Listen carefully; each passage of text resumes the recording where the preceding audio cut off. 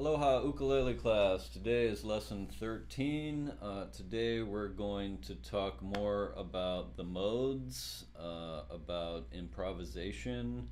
We're going to do another chord melody, harmonized chord melody, Sakura Sakura, which is one of the possible recital songs. Another possible recital song is the Hotel California Riff. And finally, we're going to learn some more advanced strumming with Have You Ever Seen the Rain? So the documents you should get out for today's lesson with your study materials is the modes, the modes of the C major scale, scales, C major modes, table, Sakura Sakura harmony, the Eagles' Hotel California Riff, and Creedence Clearwater Revival, Have You Ever Seen the Rain? Okay?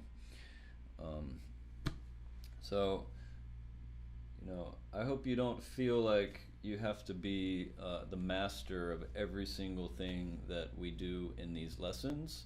I think you'll see that with the video assignments that I give you to record yourself, there's a certain amount of things that I want you to be able to perform and demonstrate and play.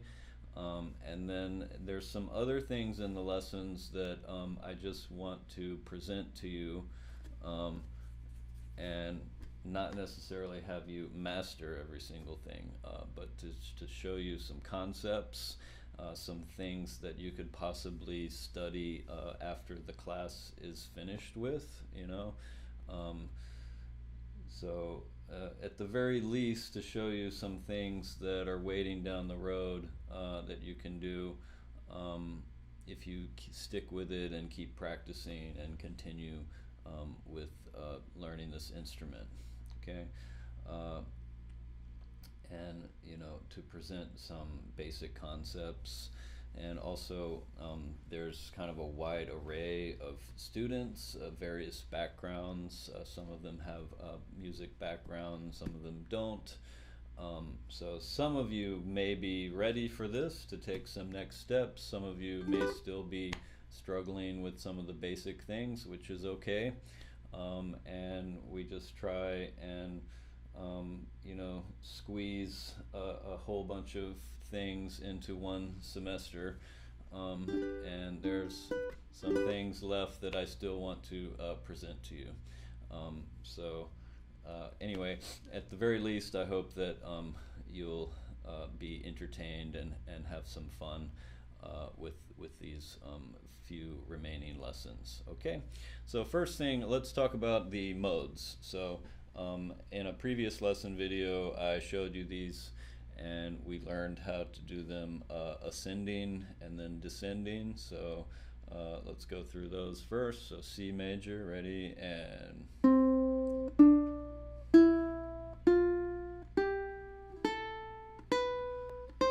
then D Dorian, ready, and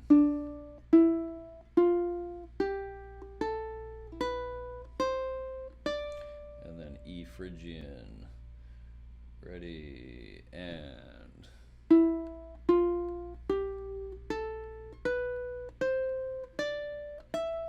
then F Lydian, ready, and fifth fret, ready, and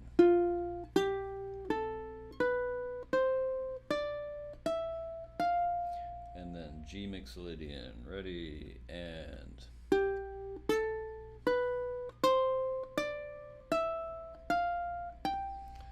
A minor, ready, and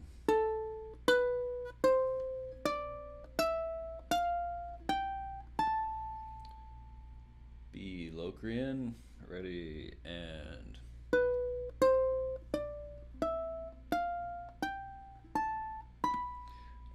finally C major again, ready, and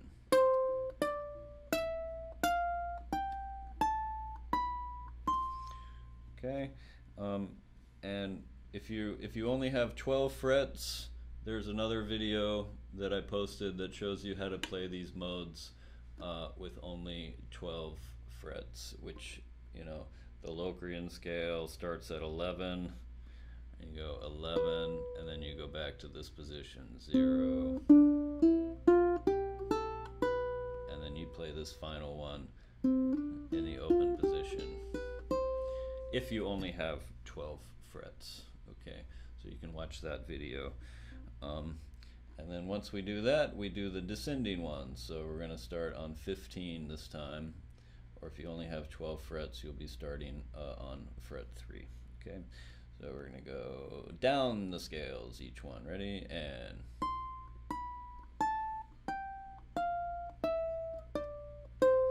then the Locrian scale starts on 14. Ready? And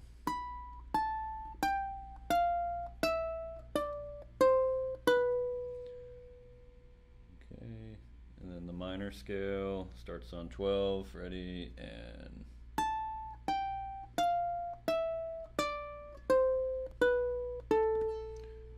okay, and then the G Mixolydian scale starts on 10. Ready?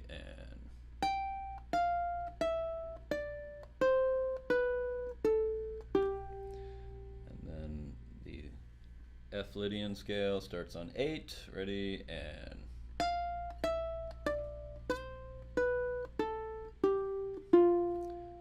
E Phrygian, same position, starts on 7.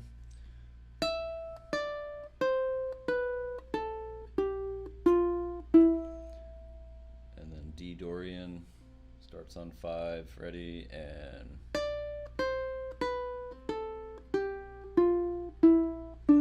the last one, C major. Ready? And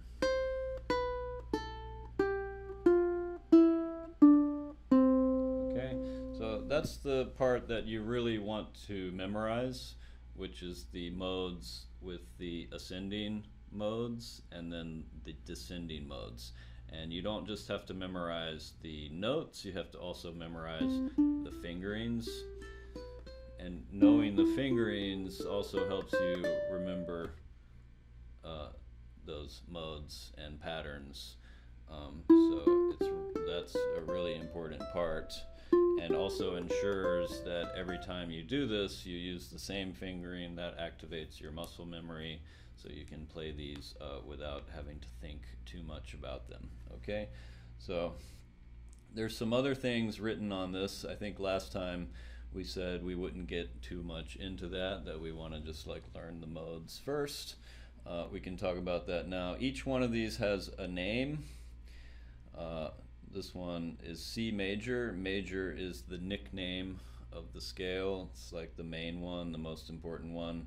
The technical name for this is Ionian. Position 1, so this is when we first learn them. You learn this pattern as C major position 1, so that part shows you what sort of pattern or part of pattern that you know from before position 1 through 5. Okay. Related chord is C, so each one of these has a related chord. D Dorian is a related chord. D minor. E Phrygian has a related chord. E minor, and so on. Okay, the formula is a little bit hard to understand, but this is sort of the beginnings of, a music theory lesson.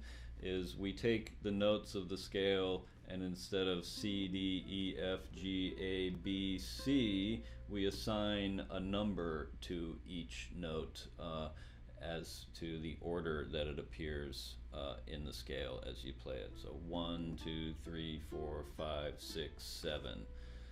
And then this would be either 8 or 1 because this note is C, and then also this note is C.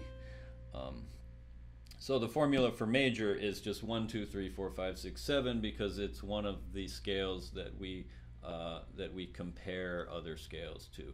So some of the scales are like major, and some of the scales are like minor. So it's helpful if we look at this movable major pattern, okay? But instead of playing it in C, let's play it in D, okay? So we talked about this before, how the scales move around the fingerboard, and movable major and movable minor are probably the most useful of those at this point, because one of the first very useful things to be able to do with this is to be able to find any major scale or any minor scale on your ukulele. So we play the same pattern, and we get the D major scale.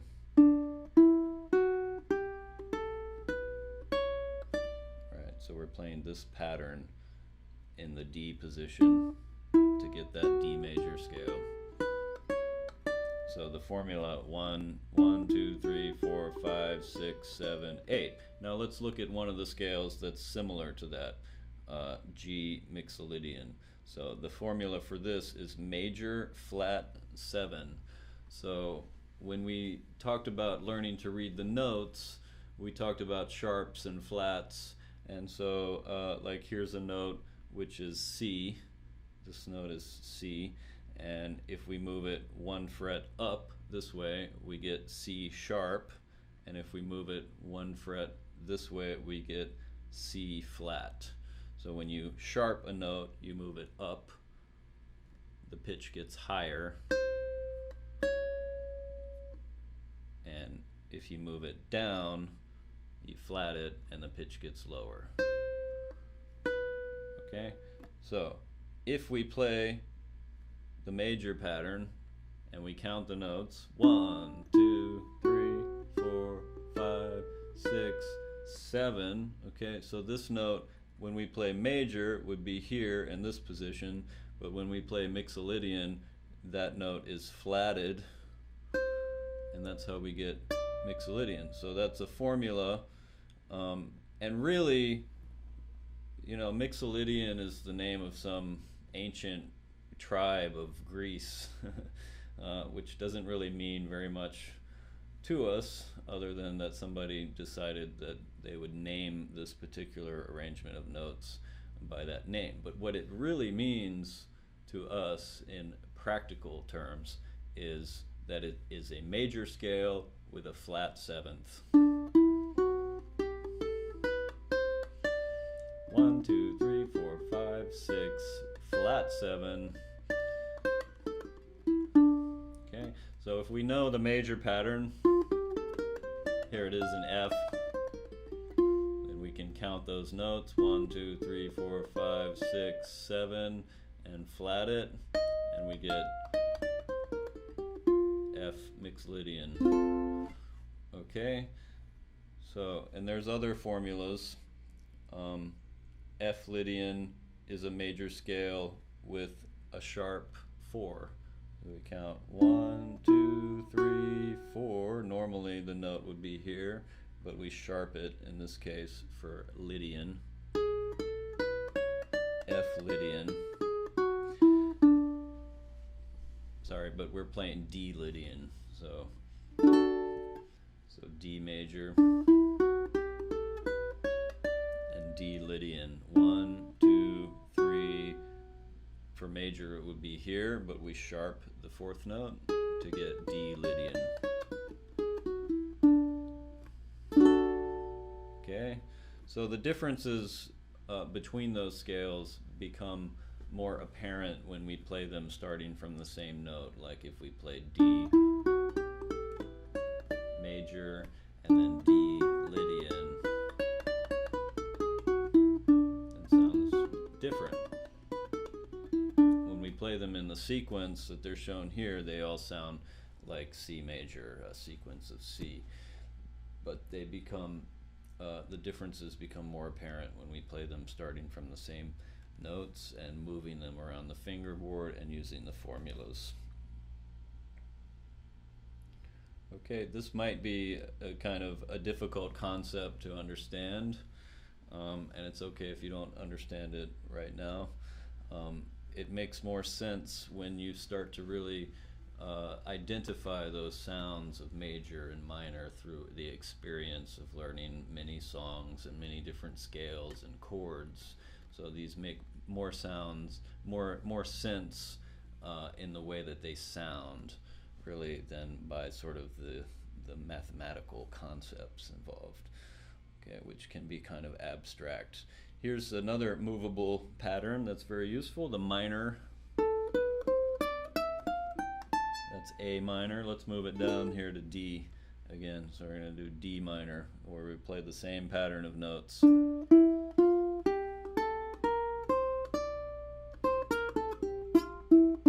D minor. And then let's look at a pattern that's similar, Phrygian. Okay, so Phrygian here we have a minor with a flat 2. Okay, so with the minor pattern goes like this. 1, 2, 3. With Phrygian, we're going to take that second note and we're going to flat it, so we get, and everything else stays in the same place.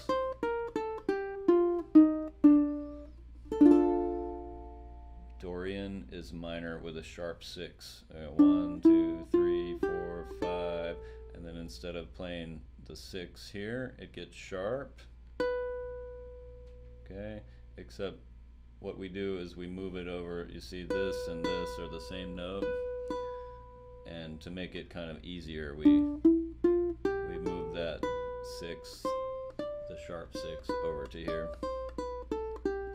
so it fits neatly on 4 frets. 1, 2, 3, 4, 5, sharp 6, except we don't play the note here, we play the note over here, which is the same note, and that's how we get Dorian. Minor with a sharp 6. Okay, so that's one way to think of the modes, is that they're each kind of a unique pattern, and they're all very much either like major or very much like minor, with 1 or maybe 2 notes moved up or down, sharped or flatted. Okay, and there's another way to think about them, and that is that they're all part of the C major scale. So when we talked about backing tracks, we played those 5 positions with the backing tracks. I'm going to use the same backing track and play those modes and show you that they all are part of the C major key, and they fit with this backing track. It's in the key of C major, and then all those notes on all 7 of those scales can fit with this backing track. So here's a good way to practice these. So first step, like I said, is to memorize the modes and the fingerings, okay, going up each one and then down each one, okay, and then the next step, the next challenge would be to play this with the backing track. And that's one of the reasons like why we want to memorize it, because then we can start working on rhythm challenges and possibly doing some improvisation. So step 1 to doing improvisation is to play those modes in a rhythmic context. So first we're going to do quarter notes, so once for every beat. Here we go. 1, 2, 3, 4.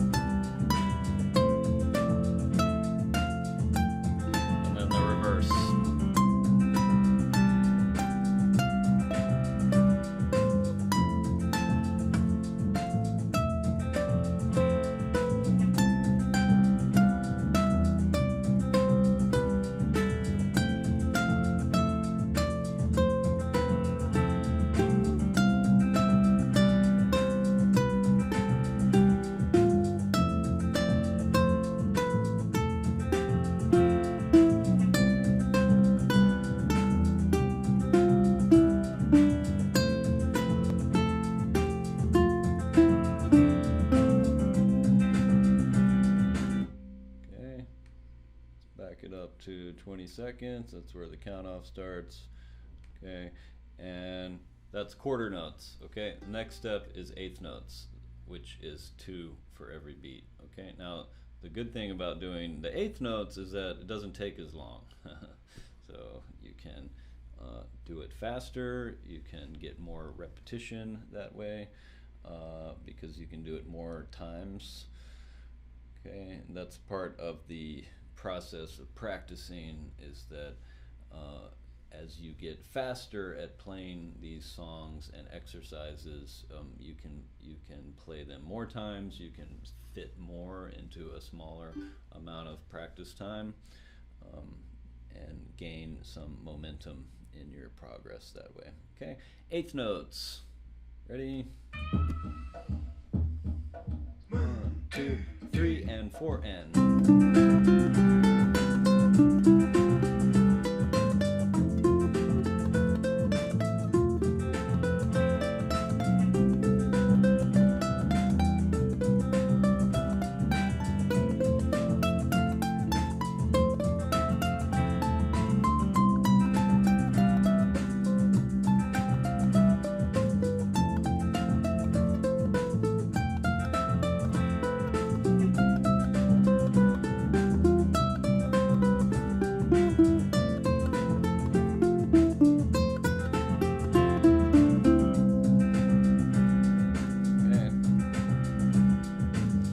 Triplets, 3 per beat.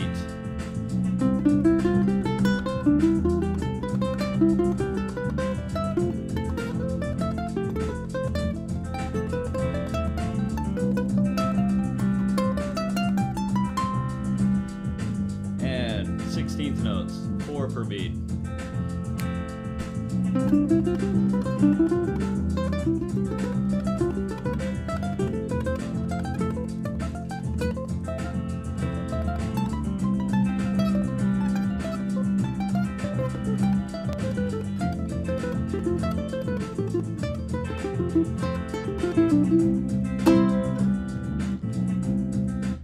Okay, so those are really the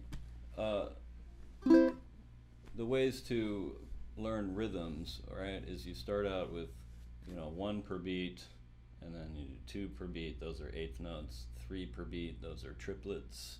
4 per beat, those are 16th notes. And then 5 per beat is very difficult. 1, 2, 3, 4, 5, 1, 2, 3, 4, 5, 1, 2, 3, 4, 5, 1, 2, 3, 4, 5, and 6 per beat. We're approaching kind of like, drum roll type speed,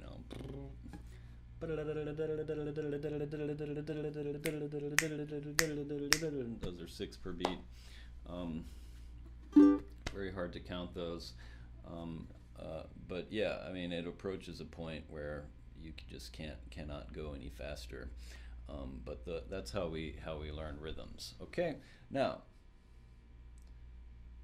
for you, you'll want to focus on just mastering the quarter notes first. If the recording is too fast for that, you slow it down. You click on that gear wheel and slow down the playback speed to something that you can keep up with. Okay, so there's always a way to make it easier to bring it down to where you are, and then gradually progress from that point. Okay, so as far as improv, I wouldn't really call that improv, but it's like the preparation to do improv. Okay, learning those scales, because those are the tools we need, and we need to not just play notes, but we need to play rhythms as well when we improvise. So here's like the first step to making that an improvisation, and this is what I call random quarter notes. Okay, so we can just play random notes out of any of those modes or positions, and you can focus on just maybe one position at a time, or you can move around more, but this sounds something like this. So we want to get away from playing the scale C, D, E, F, G, A, B, C, or the opposite way, and we want to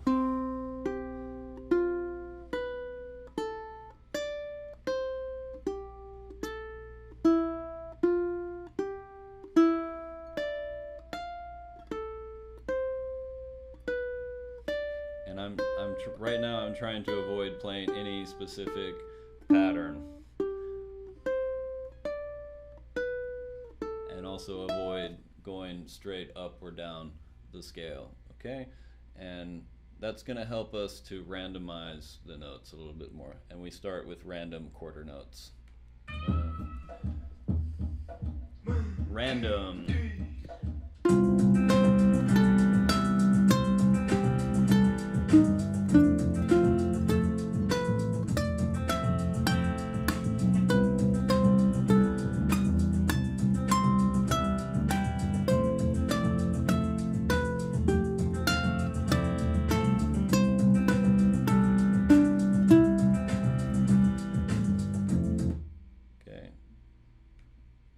That was a little bit messy. I missed some notes, but that's okay.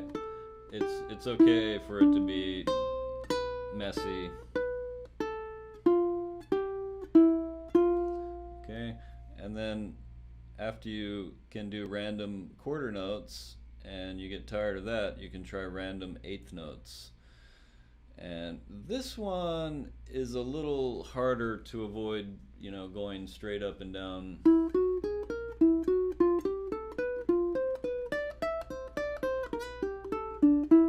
So you're gonna be going up and down some notes with these because it's too hard to randomize it completely, but you just don't want to start on the first note of the scale and go straight up and down the scale. That's what you want to avoid here. So random eighth notes. I'll do my best here.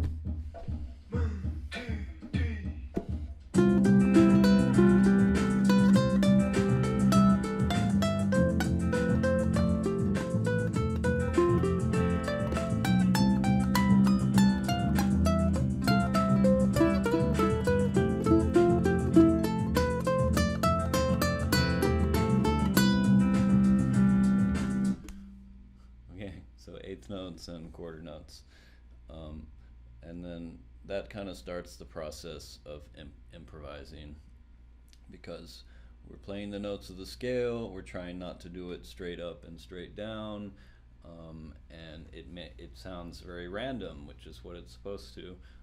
But just as long as we don't play notes at this point that are not in the scale, okay, and then.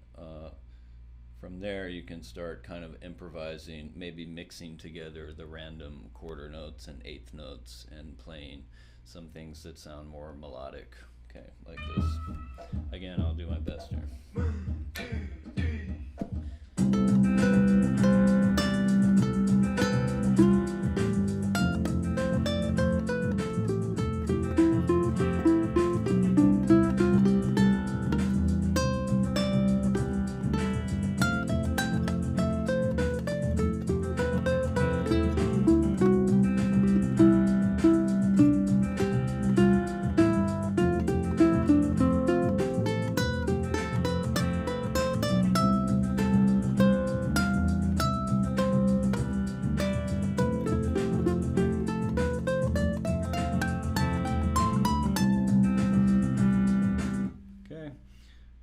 So random quarter notes and eighth notes, building to something like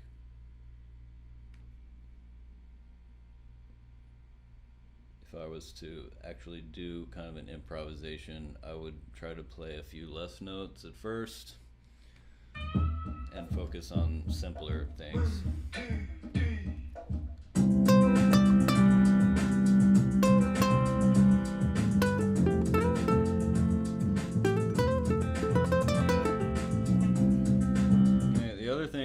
Doing is I would be trying to add more articulation to the notes. Okay, articulations are things like slides, pull-offs, hammer-ons, which is one of the things we've worked on. We've worked on the hammer-ons. The opposite of that is called a pull-off. And the secret to doing a good pull-off is that you pull down on the string. it's like you're plucking the string with your left hand. And vibrato, you can bend the string, vibrato, and all of those things add more effects and feeling. It also allows you to kind of put your signature, your stamp on it, because everyone will do a slide or a vibrato in a slightly different way. You just can't help it but to do it differently. So articulation and a more variety of rhythm leads to better improv. So here, I'll just do it one more time and then we'll move on with articulation.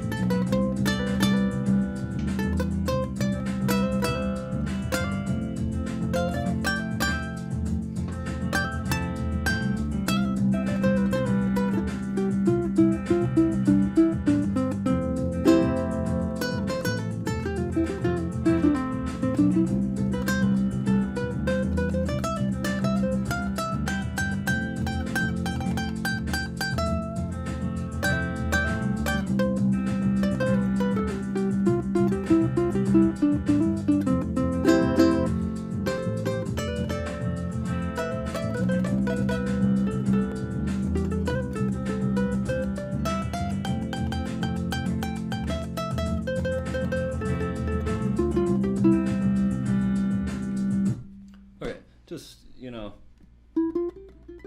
just messing around and entertaining myself. This is one of the things that I like to do most, is to do improvising and improvisation. I come from a kind of a jazz background, so I've worked on doing improv for a long time. But anyway, those are just some things that can kind of move you in that direction and allow you to be more creative, okay? Because we like to be creative, create things, express ourselves, and it's hard to do that when you're learning, memorizing songs and exercises, and those can be fun too, because those teach you how melodies and notes go together, and it's very important to do that.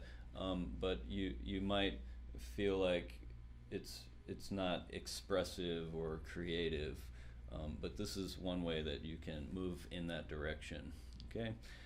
And can be very entertaining, rewarding, and so on to work on those things, and not to mention fun.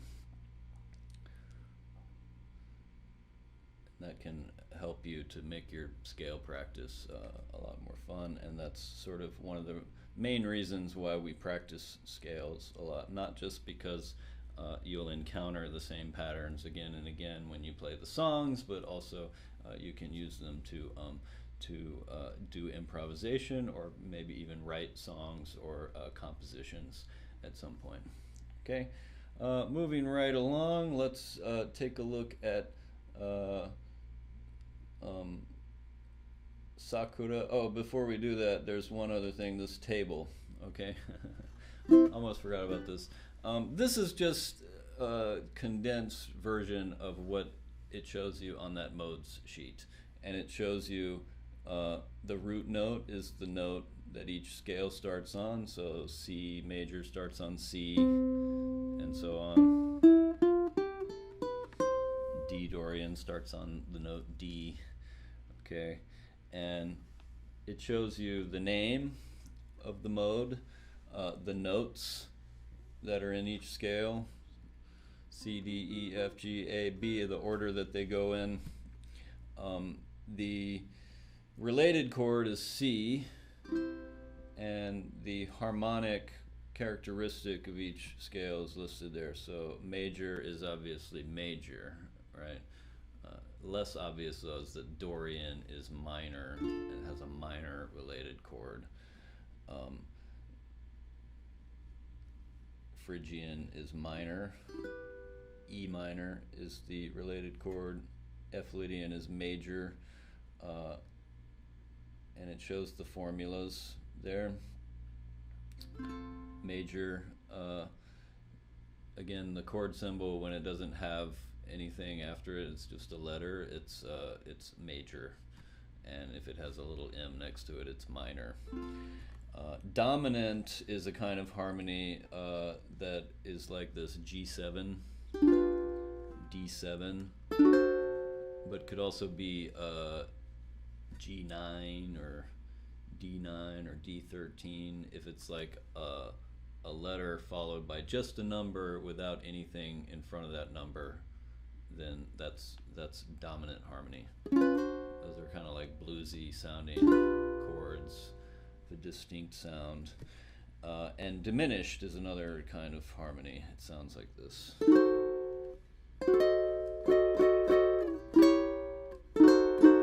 Somewhat of an altered minor sound. Okay? So the table is kind of a smaller thing you can reference to see what the related chord of each mode, what the notes are. The function is something that's a little bit harder to understand without kind of having some music theory class, but we assign a Roman numeral to each chord. So we have these 7 chords here, and each one of them, it gets an uppercase Roman numeral if it's major, a lowercase Roman numeral if it's minor, and dominant is somewhat related to major, and diminished is somewhat related to minor. We use this little degree sign for the symbol for diminished.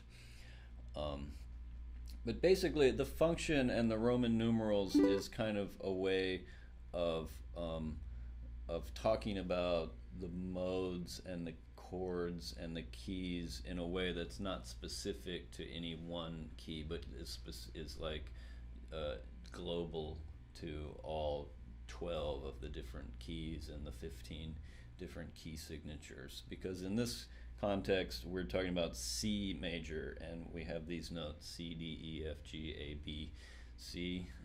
No sharps, no flats. But there's 15 other ways. Well, 14 other ways. This would be the 15th way to spell those notes out, and the Roman numerals help us to kind of talk about these things that isn't specific to any one key. Okay, moving on. Let's do Sakura. Check my tuning real quick.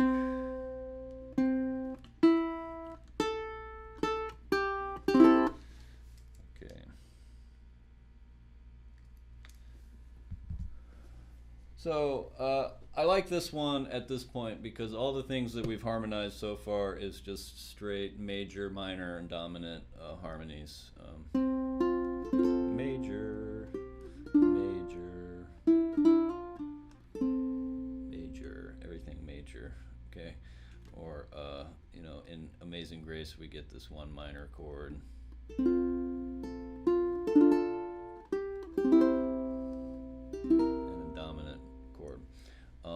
This one is more unusual, and I'm not going to go into specific detail about the actual like chord symbol or name for each of these chords, but they just sound a little bit.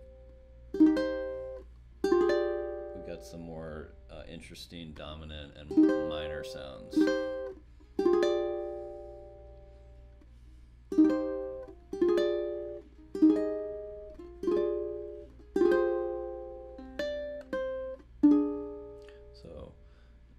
When we go around the world and we encounter various folk traditions, music folk traditions, it's not necessarily going to adhere to our rules and norms about major and minor chords. We're going to hear some sounds played on different instruments that aren't necessarily sound like this, which is good.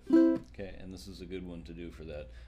This first chord is and this will be like the only one that we really need to talk about. This is a common chord. It's called C minor. So that's a good one to know.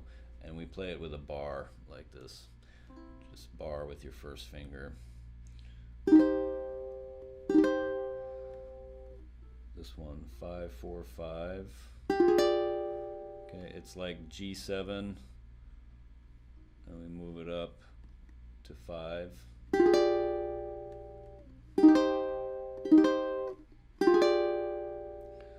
And then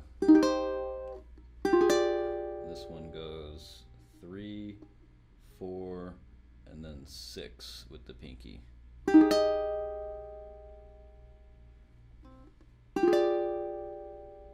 Back to the previous chord. And then this one is like E minor, and you move it up.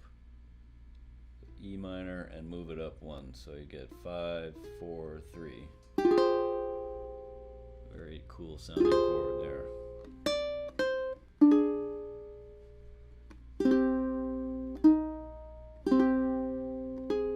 This measure 5, I like to hold this note and put the other notes. We've talked about this before, how when we play things like this, it's good to let the notes ring. So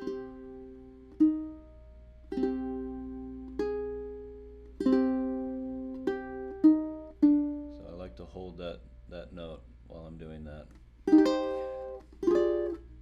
Same chords as before. So there's not that many chords. It's just all about learning a couple new things, and a lot of them look like chords that we've learned before.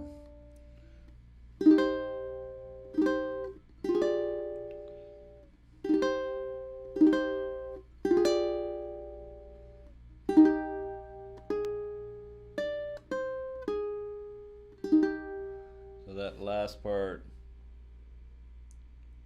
measure 13 and 14, I like to hold just this bar here.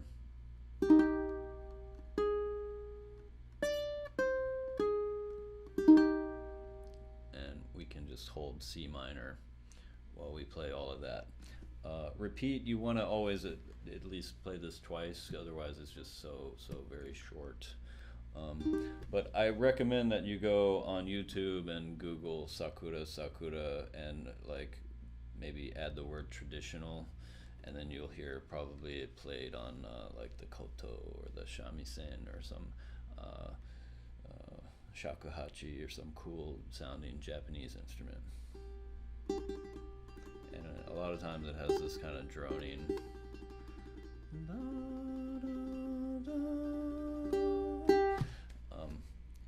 But yeah, we've made an arrangement here for ukulele, and it's cool. So refer to the music chart and the example video for this one.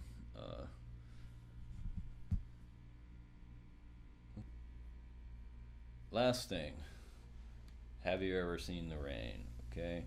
Now this one introduces us to the chukka strum.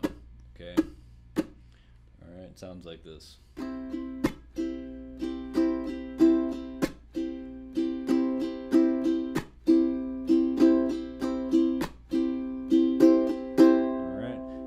Kind of sounds like the tap that we do when we learn Stand By Me,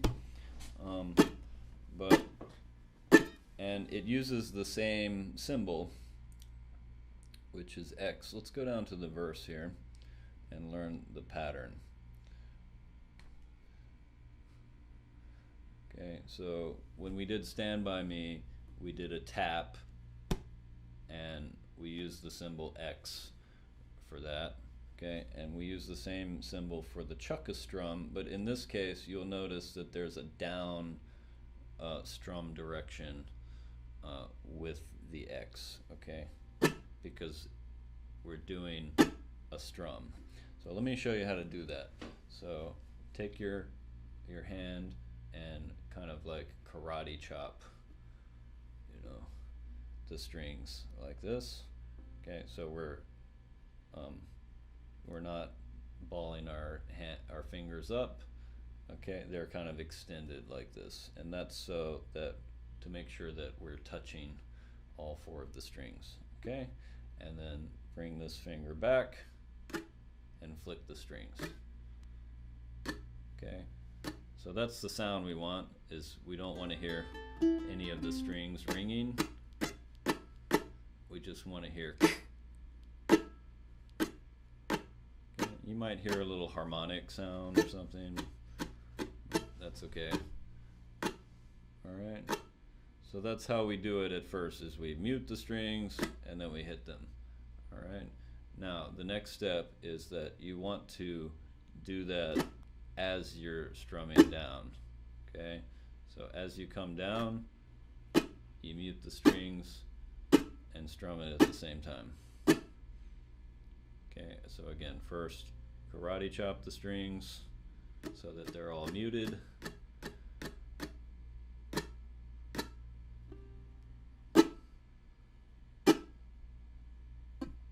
Okay, and then practice muting the strings as you come down. This is the way I do the chukka strum. Some people do it with the thumb. I'm not a big fan of doing it that way. I like this way.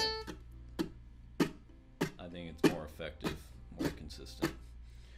Alright, so the strum pattern: down, up, chukka. Okay, down, up, X, up, down,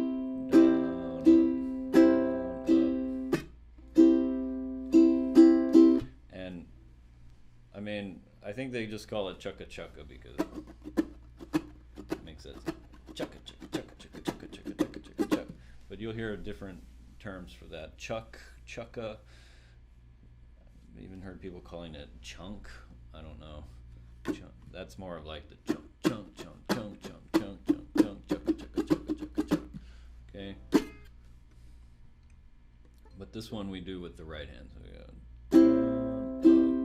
X, up, down, X, up. So it's a little bit like the brown-eyed girl strum pattern.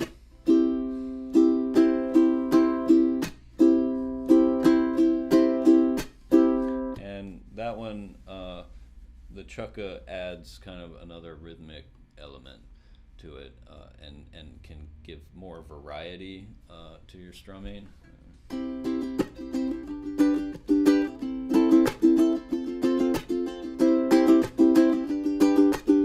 That's one we'll do later on.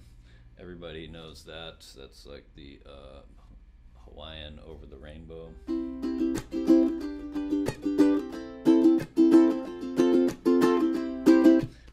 That uses a chukka strum as well.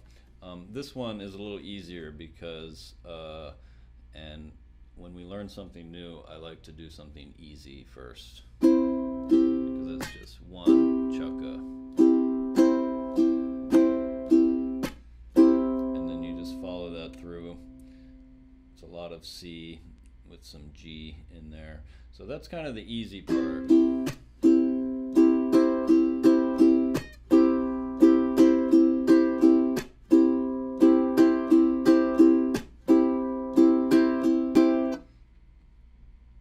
Reminds me of something that I forgot to talk about with the Hotel California. That's okay. We'll circle around to that. So we get to the chorus, and there's another part to this chorus, and I like that there's a couple different things to do, because that makes it more interesting rather than just repeating the same pattern again and again and again.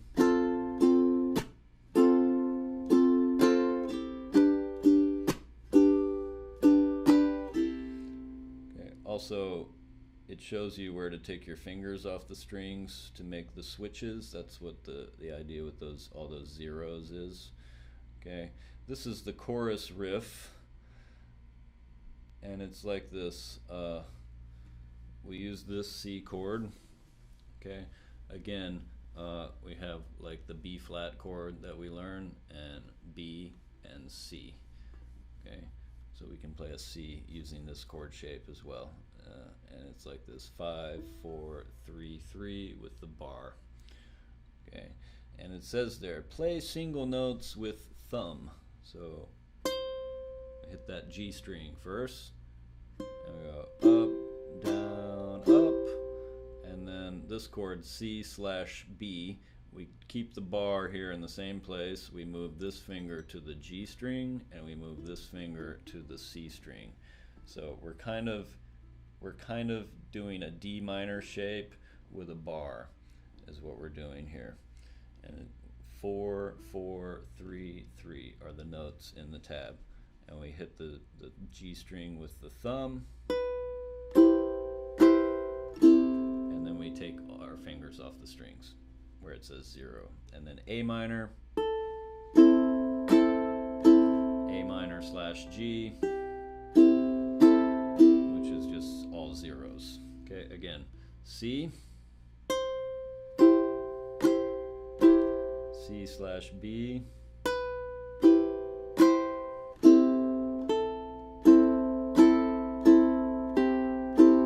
and when you put that together with the other strum pattern,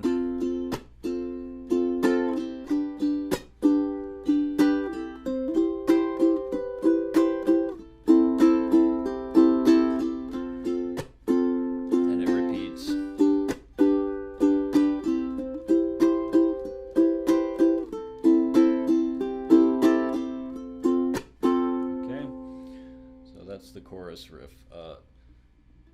Just have to learn the chords, and then thumb, up, down, up, thumb, up, down, up, thumb, up, down, up, thumb, up, down, up.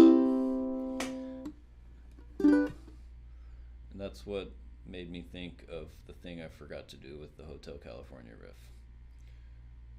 Okay, there's one more thing to learn in this song, and that is this. So we have a fast down up strum, okay, but this is a good chance to learn kind of a trick strum, okay, which is we come up with the thumb. Here, I'll walk you through this. We come up with the thumb, and then followed by an up with the finger. It's kind of like a double strum. I call it a double strum. Okay. And yes, you could do that with your first finger, but it's kind of hard because you're speeding up. This way you don't have to speed up. You just do 2 strums.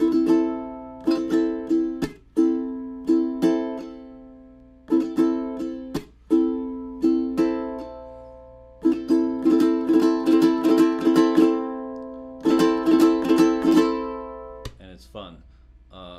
Again, you come up with the thumb, followed by up with the finger, and then coming down on the first note of the strum pattern. And if you listen to the recording, you'll hear them doing it with the guitar. Down, up, down, but they just go down, up, down with the guitar pick. But we can do a trick strum.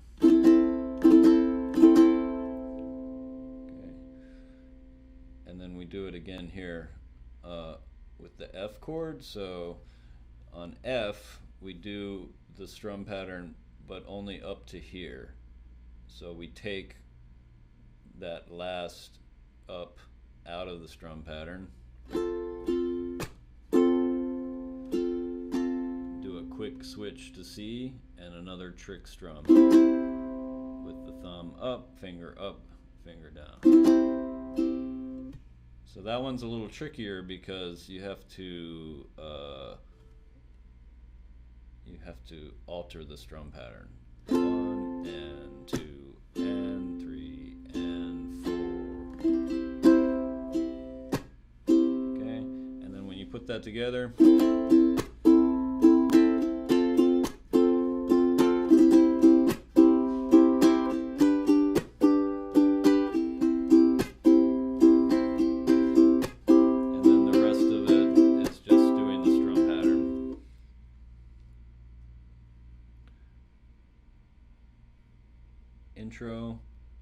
verse has a repeat. So you play this repeat, and then the chorus repeats this line. And then when you get to here, you have a DS, dal segno. That takes you back to the segno, the S with the line through it and the two dots. Verse twice, this line twice. And when you get back here, you just continue on. Chorus, and the last chord is C. So it's a fairly simple arrangement of the song, and you can go and listen to the original recording, Creedence Clearwater Revival. Have You Ever Seen the Rain? It's a classic.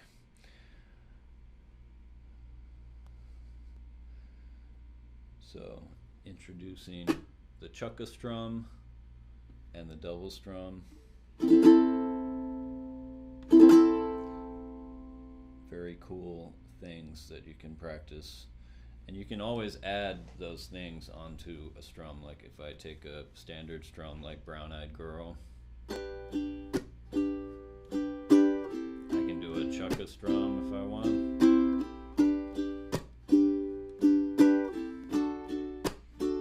Or I can do double strums.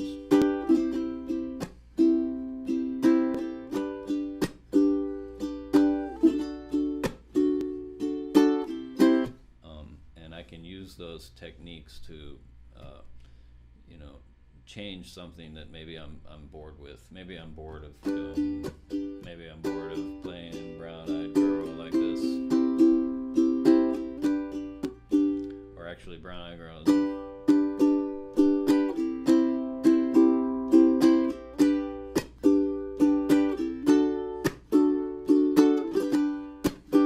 Okay, so I can make things more interesting by adding double strums or chucka strums to a standard strum pattern.